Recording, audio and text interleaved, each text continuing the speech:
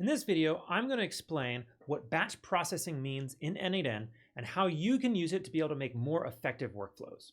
So what I have here is a very simple workflow. It's got a click trigger. I'm going to pull some information from a Google Sheet. In fact, I have this sheet here with a whole bunch of zip codes. And so it's a bunch of just numbers. And what we're going to do is we're going to run it through this AI agent that has a calculator tool attached to it. And we're simply going to say, take the input number and divide by 7. We are then going to have it output its answer back into the sheet under this column that says status.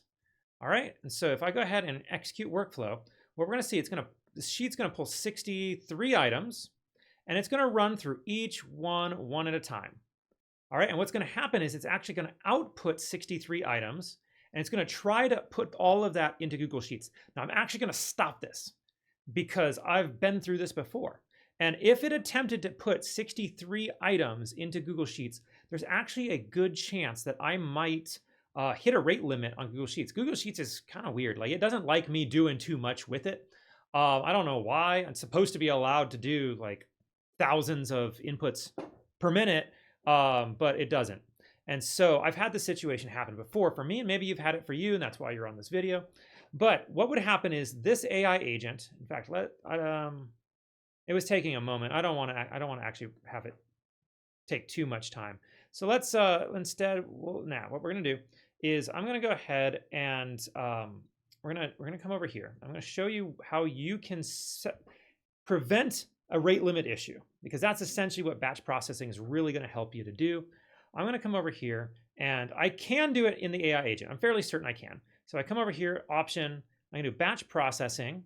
Add batch processing option. We're going to do a batch size of, say, maybe 5 at a time. And then delay between batches, we'll do 0. I'm going to unhook this because I don't want to rate limit Google Sheets. So let's go ahead and now run it this time.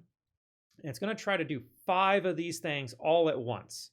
So you see it's taking a little bit longer than it was doing before. All right, 1, 2, 3, 4, 5. And now it's going to oh, good. Now it's going to respond again. Now it's going to do a second batch of 5. And we're going to see the calculator increment 6, 7, 8, 9, 10, and so forth. So what we're able to do is we're able to have the AI agent process 5 things at a time and then move forward.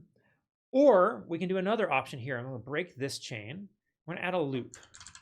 All right. Now, the loop node is kind of how you originally were supposed to do this in n8n before they kind of built in processing. And in fact, it even says you may not need this node. n8n nodes automatically run once for each input item. And so what that means, here, let's delete that there. We're going to break that chain, hook this loop up to the AI agent, and then we can hook this up to Google Sheets, come back around to the loop. All right. And now I'm actually going to go ahead and delete this batch processing on the AI agent. And in order to be able to make sure I don't break my Google Sheets, I'm also going to do one more thing. I'm going to add in this wait node here. We're going to have it wait 5 seconds, is probably fine. So here we go. So now if I run it, what it's going to do, because this loop node is set to a batch size of 1, it's going to send 1 item at a time into this process. So let's go ahead and watch what happens here. We're going to execute workflow. It's going to go ahead and go. It's going to send 1 item in. It's going to process 1 item, use the calculator. It's going to upload that result into Google Sheets. It's going to wait 5 seconds. And while it's waiting, we see here that it gave me the result of dividing that number by 7 is approximately that number there. And if we wait another second here, we'll see another one pop in.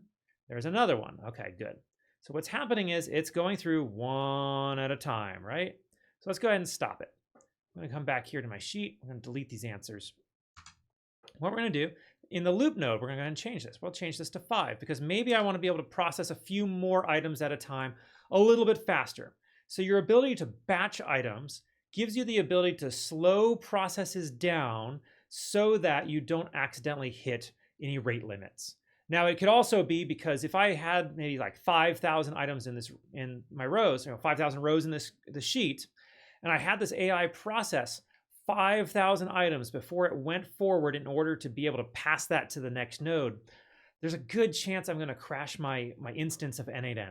There's probably just too much information, too much memory needing to be held on in one place before it's able to pass that information forward, and it's got to remember all of that. You risk breaking your bot by not batching things.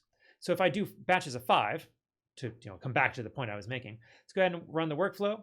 We'll see now it's going to go through. We're going to see the calculator tool run 5 times. 1, and then 2.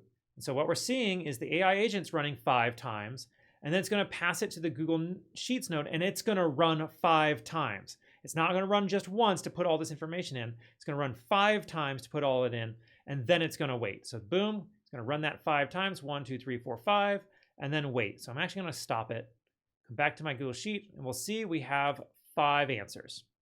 All right. So batching allows you to slow processes down. It allows you to be able to save the memory of your computer or the system that you're using to be able to process this stuff. That way, each node or each process is handled kind of in more manageable chunks. All right, so that is largely what processing does. And I believe there's most likely, in many of these nodes, maybe not all of them, but definitely the AI ones, you can have the batching right within the AI node so that it has a whole bunch of options coming in. It will then do a batch of 5 and then output an item. That item will be done kind of in one shot. And then you do the next set and then the next set and the next set, and those get passed forward all as separate items again. So you do this kind of as a way of making sure that the data is being processed correctly. So it's definitely more of an advanced tip, but you're probably going to run into it, especially if you're dealing with Google Sheets, because when you're pulling information from Google Sheets, every row is its own item. And so I've definitely had situations where I've pulled information out of a Google Sheet, and then I went and passed it forward, and I did something with it, and then I passed it to another Google Sheet, and then next thing I know, my bot broke, and I'm like, well, what happened? Like, Google Sheets hit a rate limit error. I'm like, oh. Well, that's because I was duplicating items and duplicating items and duplicating, and before I knew it, I had this exponentially huge number of things that had happened because I didn't have a loop node processing all my information properly. And so that's what I wanted to share with you today, kind of a simple batch processing tutorial to be able to show you how you can be able to reduce down those numbers of things that you're processing. I usually set my loop nodes to 1. So if I'm handling a loop node, I usually set it to 1. I understand that might be a little bit slower. There might be some situations where I might send 5 items at a time or 3 items at a time instead. I know for my Google Maps scraper bot, I definitely have a loop node that handles 3 items at a time. And so that's just in order to be able to slow down my process. So I'm not hitting rate limits, I'm not breaking anything. Everything's more manageable. And so that's that.